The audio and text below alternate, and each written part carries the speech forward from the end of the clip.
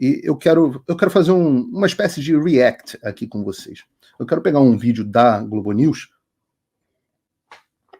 e eu digo a vocês que o Paulo Figueiredo Show é um programa para maiores de idade, para pessoas que não se importam com cenas fortes. Eu vou mostrar aqui, peço licença a vocês, porque eu vou mostrar um vídeo da Globo News. Pode ser que eu mostre mais de um vídeo da Globo News. Eu sempre digo a vocês que o Ministério da Saúde adverte que você assistir, está exposto ali a um vídeo da Globo News, é mais ou menos como se você tivesse exposto ali ao reator de Chernobyl, né? Então pode fazer mal à sua saúde, se protejam, etc. Mas eu vou ter que colocar aqui na tela para a gente conversar sobre o Moraes, a decisão do Alexandre de Moraes de ter basicamente fechado o Congresso brasileiro. Na prática, Alexandre de Moraes fechou o Congresso brasileiro e a gente vai falar um pouco sobre isso. Vamos ver o que a Daniela Lima, aquela que a rainha da barriga, e eu não digo nem pela pança dela, eu digo porque a barriga é o termo que a gente usa no jornalismo quando alguém dá uma notícia falsa por engano, tipo quando alguém diz que um laptop da ABIN foi apreendido na casa do Carlos Bolsonaro, quando alguém diz que o Bolsonaro fugiu de barco numa busca e apreensão da PF, o nome disso é barriga. Então não estou chamando a Daniela Lima de barriguda, não. Alexandre de Moraes, que se dedicou no ano passado, no ano anterior, a formular uma proposta que foi entregue por ele em mãos. Estou com o meu computador aqui porque a pessoa é míope, Brasil. Vamos. Ela é míope. O importante da história, dessa parte da história é a seguinte. Reparem, o projeto de lei que foi entregue ao Congresso foi entregue pelo Alexandre de Moraes. Não foi o presidente que enviou um projeto de lei ao Congresso, não, foi o Poder Judiciário. Então, quando você fala de ativismo judicial, é importante dizer, ativismo judicial, é sobre isso que a gente está falando. Sobre um judiciário que resolve tomar posições políticas. Facilitar a vida da cegueta, não peguei dessa vez o meu celular. Bom, o ministro Alexandre de Moraes entregou em mãos ao Congresso, salvo engano, foi em 2000. Entregou em mãos ao Congresso, etc, etc. Eu vou continuar aqui. Quando mantém conteúdo sabidamente de discurso de ódio, de propagação nazista. Repara que colocado na mesma balança, né? Discurso sabidamente de ódio, sabidamente por quem, né? E propagação nazista. Quem foi a pessoa que vocês já viram na direita ou em qualquer lugar fazendo propagação nazista? Eu me lembro de 2 casos aqui de pessoas que foram acusadas de propagação de discurso nazista. Um é o Felipe Martins, de quem nós vamos falar por aqui, porque ele fez um gesto aqui, alguma coisa assim, não me lembro qual é o gesto, não sei nem quais são os gestos que são proibidos hoje em dia, mas ele fez o tal do gesto e acusaram ele de supremacista branco, nazista, alguma coisa do tipo. Ele que acho que tem, inclusive, ascendência judaica, alguma coisa do tipo. No final das contas, ele acabou absolvido nesse caso. O outro foi o pobre do Monark, que disse que, na opinião dele, poderia haver um partido nazista, como poderia haver um partido comunista, o que é a posição de todos os libertários no mundo, e a lei vigente nos Estados Unidos, inclusive existe partido nazista dentro dos Estados Unidos, e ele foi chamado de nazista por conta disso. Mas repare, são discursos sabidamente de ódio e nazistas, na mesma categoria. Isso é uma técnica de construção. Quando você coloca um do lado do outro, é para você colocar equivalência entre o que eu digo aqui, que é chamado de discurso de ódio, e nazistas. É uma técnica de manipulação mental, travestida de jornalismo. Não sei se faz... Eu não acho que ela seja inteligente o suficiente para fazer isso de forma intencional. Eu acho que é um cacuete. O professor Olavo de Carvalho falava muito disso, que muitas das coisas são absorvidas como cacuetes, não é isso? E por aqui vamos continuar. De fake news. Pois muito bem, o Congresso engavetou por muitos motivos, inclusive pela pressão das Big Techs. O Congresso não engavetou. O projeto está, como tantos outros projetos, pendente para ser votado pelo Congresso. E por que ele está pendente para ser votado pelo Congresso? Porque o presidente da Câmara, Arthur Lira, percebeu que não havia quórum para aprovação, que o projeto seria rejeitado. Então, o presidente Arthur Lira mantém esse projeto ali, sempre ameaçando os parlamentares. Eu digo isso para vocês porque eu converso com muitos parlamentares. Sempre ameaçando os parlamentares brasileiros, ela está se referindo ao 2630 aqui no caso, sempre ameaçando os parlamentares brasileiros de que, caso eles façam alguma coisa, ele vai botar o 2630 para votar. E por que essa é uma ameaça tão relevante? Porque este projeto é simplesmente o projeto que decreta a morte das redes sociais no Brasil. Oi, eu vou ter que parar o vídeo só para te atualizar. A perseguição implacável continua. Desde dezembro de 2022 eu continuo sem passaporte, com as contas bancárias bloqueadas, redes sociais banidas no Brasil e muito mais. Agora estão vindo atrás de mim até porque eu contei para vocês os bastidores do que acontecia com os militares. E a novidade é que o Locals, onde muitos me apoiavam, fechou o acesso aos brasileiros por conta do STF. Então criei uma nova forma de você me apoiar diretamente. Você pode ser agora meu apoiador com uma pequena quantia por mês e ter acesso a vários conteúdos exclusivos, ou você pode agora também ser o meu patrono e passar a integrar comigo o meu grupo de elite, um grupo fechado de WhatsApp só para os patronos, além de fazer reuniões de Zoom mensais comigo para a gente discutir a situação do Brasil e do mundo. Se você quer que eu continue fazendo o meu trabalho, me apoia, use o link na descrição e eu garanto que eu vou continuar fazendo a minha parte. Muito obrigado. A gente contou aqui ontem que o TSE faria essa regulamentação. Ela disse antes que o TSE, alguém deve ter dito do TSE, eu fico feliz que ainda o jornalista ainda possa noticiar informações privilegiadas, porque no meu caso, aparentemente, eu não poderia. E ela está lá, com apenas duas palavrinhas diferentes. Ipsis literis, o que o TSE, o que o ministro Alexandre de Moraes entregou ao Congresso e que o Congresso não conseguiu fazer. Reparem o que ela está falando. Olha a gravidade do que essa moça está dizendo, com esse sorriso no rosto. Reparem, o que ela está dizendo, e é por isso que eu peguei um trecho da imprensa aqui, porque eu faço questão de mostrar a imprensa serviçal, ela está com um sorriso no rosto dizendo o seguinte: o que o Alexandre de Moraes não conseguiu fazer pelo Congresso, que é a via da democracia, ele mudou duas palavrinhas e transformou praticamente num decreto do Tribunal Superior Eleitoral.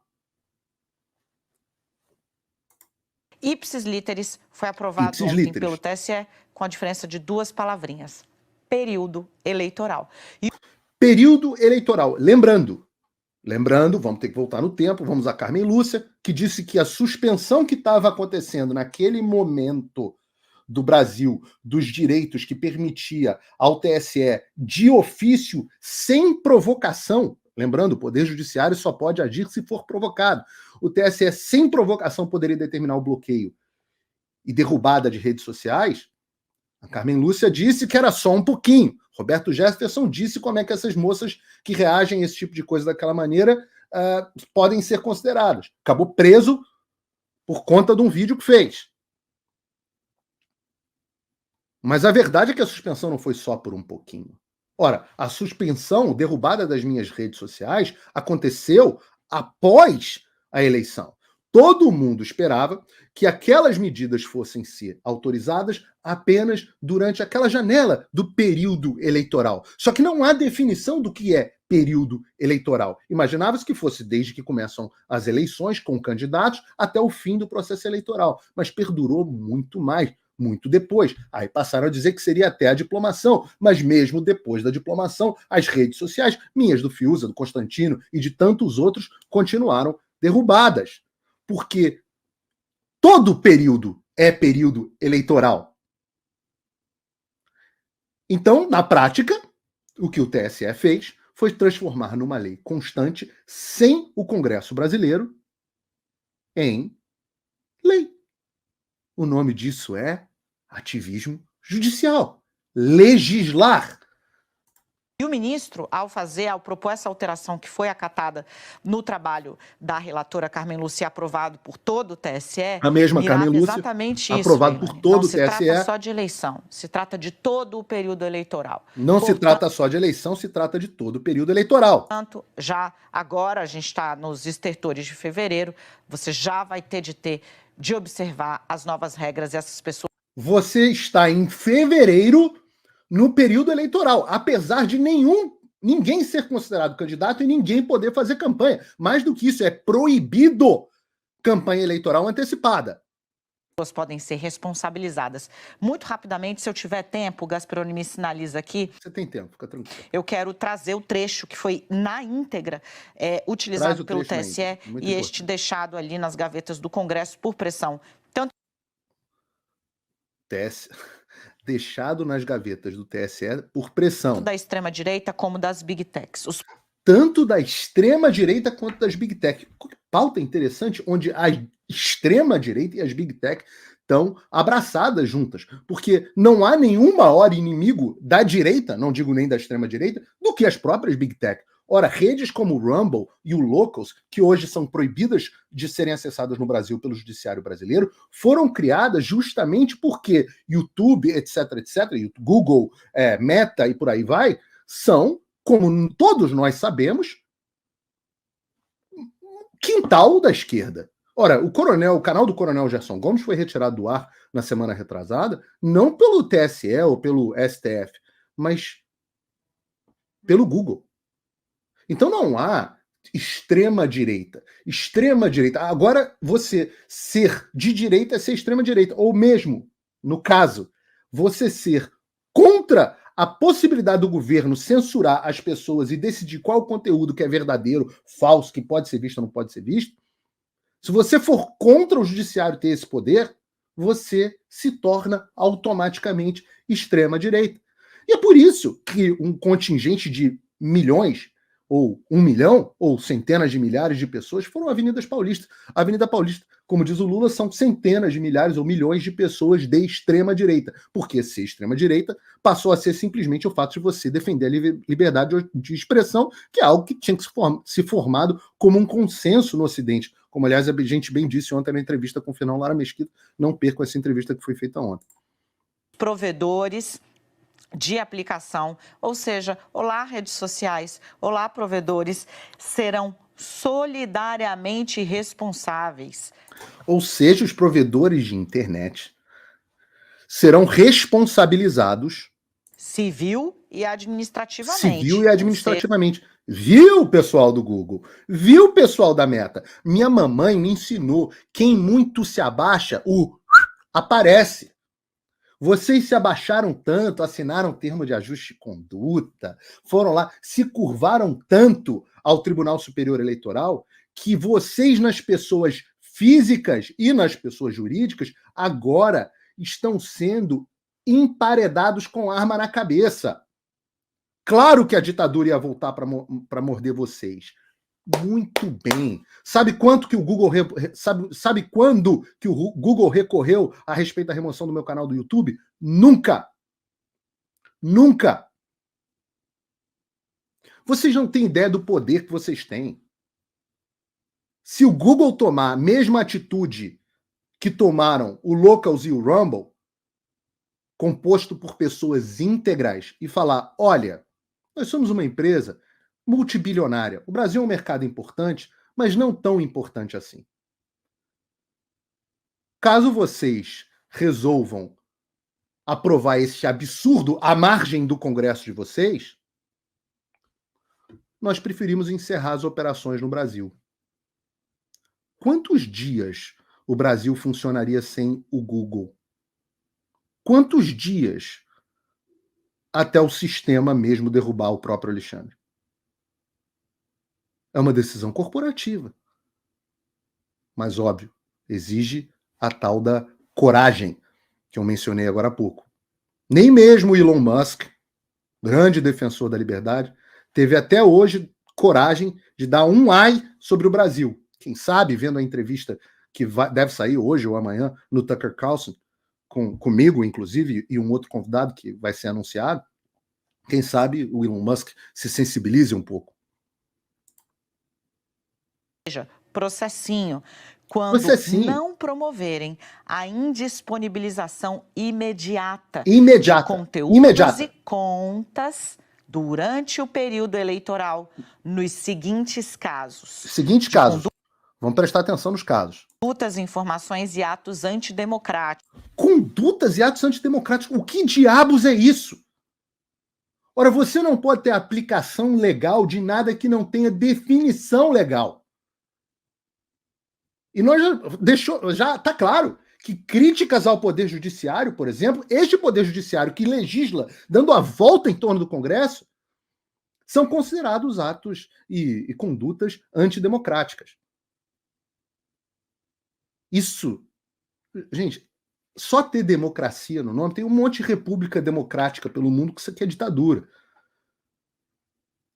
Elas restringem conteúdo justamente porque dizem que é uma propaganda contra as instituições do país, etc, etc. Os cubanos fazem isso o tempo inteiro. Divulgação ou compartilhamento de fatos sabidamente inverídicos. Sabidamente inverídicos. Sabidamente por quem? De grave Sabidamente ameaça inverídicos direta por e quem? imediata de violência ou incitação à violência contra a integridade de servidores da justiça. Bom, incitação à violência ou contra a integridade, é óbvio que isso deve ser proibido, mas isso já está previsto na lei. O Marco Civil da Internet já prevê isso. Não tem necessidade de uma legislação eleitoral. Eleitoral, Ministério Público Eleitoral ou a infraestrutura do Poder Judiciário, de comportamento ou discurso de ódio, inclusive comportamento ou discurso de ódio. O que significa comportamento ou discurso de ódio? O que significa comportamento ou discurso de ódio? Se houver uma definição legal, comportamento e discurso de ódio é quando alguém fala o que eu não quero ouvir. Entendi. Promoção de racismo, homofobia, ideologia nazista, fascista ou Quantas pessoas vocês viram em algum processo eleitoral defendendo racismo, fascismo, homofobia, ideologia nazista? Simplesmente não existe. Não há. Se houver, são uma ou duas ou três pessoas isoladas. Que óbvio, volto a dizer, o Marco Civil da Internet já prevê a remoção desse tipo de conteúdo, desde que seja solicitado, ou seja, a justiça haja de forma provocada e haja remoção do conteúdo. Não precisa de resolução do TSE. Religiosa contra uma pessoa ou... Mas na lei não tem negócio de discurso de ódio, informações sabidamente falsas, comportamentos antidemocráticos. Um grupo, mediante preconceito de raça, cor, origem, sexo, idade, quaisquer outras formas de discriminação. Preconceito, discriminação. De divulgação ou compartilhamento de conteúdo fabricado ou manipulado, parcial ou integralmente, por meio das tecnologias digitais, incluindo inteligência artificial. O fetiche do Alexandre tem sido com inteligência artificial. Realmente, eu estou com ele no sentido de que é absolutamente assustador. Mas quando nós assistimos alguém que dá a volta no Congresso, é exatamente o que eu quero dizer com juristocracia. O que é juristocracia? É quando você transfere o poder do demos, do povo, né? Kratos, poder, demos, população. Então você transfere o poder da democracia para a juristo, ou seja, o poder judiciário, os juristas, o aparato burocrático não eleito. E para que serve o Congresso? Aula básica de democracia e república. O Congresso serve para discutir em nome da sociedade aquilo que a sociedade inteira não pode discutir. Por isso ele vai para o parlamento, aqueles que parlam, aqueles que falam. Eles vão lá, discutem os temas, nossos representantes, nós escolhemos delegados ou deputados, a quem aqueles nós concedemos a nossa representação. Aqui nos Estados Unidos o nome é representante, representative, não é? Os congressistas que são chamados de representantes, para que eles façam uma discussão e cheguem ou não em um consenso. Eles cheguem ou não em um consenso. No caso deste projeto, que foi entregue de forma muito estranha por um ministro do Supremo Tribunal Federal, o nosso parlamento, que representa a nossa sociedade, não chegou a um consenso a respeito desse tema. Por isso o projeto não foi votado. Ainda assim, o sistema, idealizado pelos pais fundadores americanos e copiado em parte pelo Brasil, também tem seus freios e contrapesos. Quais são esses freios e contrapesos? Ora, o presidente da República tem que sancionar um projeto de lei. É uma forma do executivo exercer um contrapeso ao judiciário. Ora, existe também o Instituto da Revisão Judiciária, para caso uma lei, mesmo tendo sido votada pelas duas casas do Congresso e sancionada pelo presidente, caso essa lei viole algum dispositivo constitucional, e isso deveria ser explícito, o Poder Judiciário pode dizer, olha, Congresso, essa lei, olha, presidente, essa lei é inconstitucional, não pode valer porque ela viola princípios constitucionais. Então você tem todo um processo moroso com freios e contrapesos. Quando este processo não funciona, ele acaba sendo, sob uma resposta entusiasmada da imprensa, representada aqui na figura dessa moça, ele acaba sendo transferido para o poder do judiciário. Então, quem votou nesse projeto para fazer valer com a mesma força de lei? Alexandre de Moraes, sei lá quem, Carmen Lúcia, um monte de cara que você não elegeu. Um monte de cara que não te representa. Então, o poder foi transferido do povo simplesmente para o Poder Judiciário. E não só para o Poder Judiciário, para um paratribunal do Poder Judiciário, que sequer está sujeito à própria revisão judicial, porque ele é a autoridade máxima em termos de legislação eleitoral. E aí, se eu critico isso, é discurso contra a democracia. Ora, isso é a subversão completa da democracia. Isso é a implementação de uma ditadura judistocrata. E eu tenho que dizer isso no ar. Não adianta, eu não vou falar isso. Eu vou fingir que isso não está acontecendo?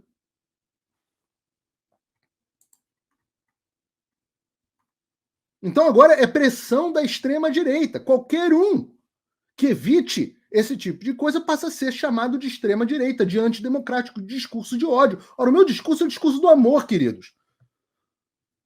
O amor é devolver o poder ao parlamento, como foi idealizado pelas pessoas que inventaram esse negócio de república democrática. Agora, você imagina, se você é um bilionário globalista e você quer mudar alguma coisa, como, por exemplo, aprovar o aborto, ou criar um discurso monolítico na internet sem oposição, o que é mais fácil? Fazer o processo moroso do Congresso, tem o Lira tem que conversar com os presidentes de partido, os líderes, as bases, ano de eleição, então, está todo mundo preocupado na eleição municipal, então ele tem que pensar como que a população vai reagir àquele negócio. Aí você tem os senadores que estão todos com na mão por conta da eleição daqui a pouco, que vai mudar 2/3 do Senado, aí tem que mandar, bom, eles têm o presidente, mas pode ter alguma... Olha esse inferno. Imagina, basta o Alexandre propor dentro do tribunal, onde ele manda, e ele mostrou no vídeo anterior lá no outro tribunal como ele manda mais que o presidente, onde ele manda que vai ser aprovado. E ai daquele que falar algum ai na Avenida Paulista contra esse tipo de coisa, vai preso. O jornalista que falar contra esse tipo de coisa vai preso. Se estiver nos Estados Unidos, vai ter passaporte cancelado, vai ter remoção de rede social. Não dá para aceitar esse tipo de coisa. Vocês me desculpem.